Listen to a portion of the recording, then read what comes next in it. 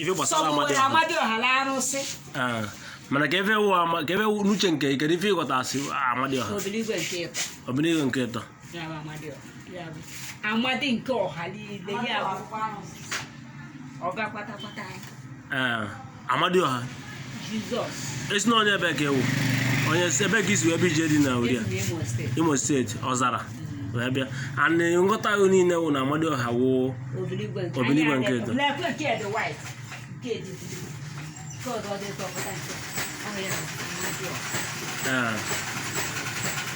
so na onye nwawu Chukwu ka a na-ekwu okwu ya ma ndị ndị ikpe na-abịakwute nso ọ bụkwachiri mmafa ya ka a na-akpọ ihe niile ihe ifere na-etekọrịsị ala ezuzorisi na onye bụ isi osiri eji arahịa tete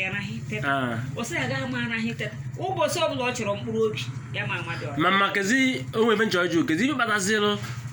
ndị mmadụ ji because ife na-agwa na ife nghọtalụ ndị onye bụ unu kwa melụ njibe mmadụ ife wụ Amadioha iwọchịa pastọ iwọchịa nwa ya nwoke na yes na onye ka m na-agwa gị na yes na mgbe o gburu ama mere onye ọbụla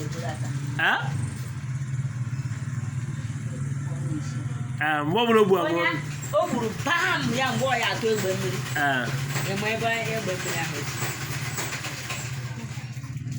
ọ ya efugula eluigwe mbụ emibe nji wee jụọ ife batara Amadioha ikwuru okwu o nwere ihe ikwuru ama Jehova mgbe jụọzi anyị ka ife wụ ama mgbe jụọ ka ebe wụzi Amadioha okwu Chineke mgbe ahụ o dere ya mgbe ahụ ebe ya na Baịbụl ha bụ ndị ama ndị Jehova witness akpọzie ya ndị ama nke Jehova ndị ahụ na-akọwapụta okwu Chineke ahụ ihe eje n'igwe n'igwe dị be otu ihe nọkịta na emegidekwala ibe gị ma ị nọ n'igwe ị nọ n'igwe akwụfe n'igwe asụ ngasị ịmara ife wụ asụ ngasị mba nke m tigakwa maka mụ ngwa alụghụ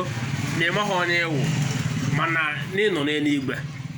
achọzighị n'igwe maka nwe ebe n'igwe ị na-aja ebe ị nọkịta na ịnọgo n'eluigwe dị hapụzi ya ife ị na-eche anyị ma mmadụ o kere ekele oyi ike ata ụpe ata ụta dị eme ndị izi bụrụ ụzọ ta ụpe abụrụ ndị ama ndị nke Jehova bụ Chineke ndị tụtara ya ndị tụtara ya ndị fil na fa tụtara ya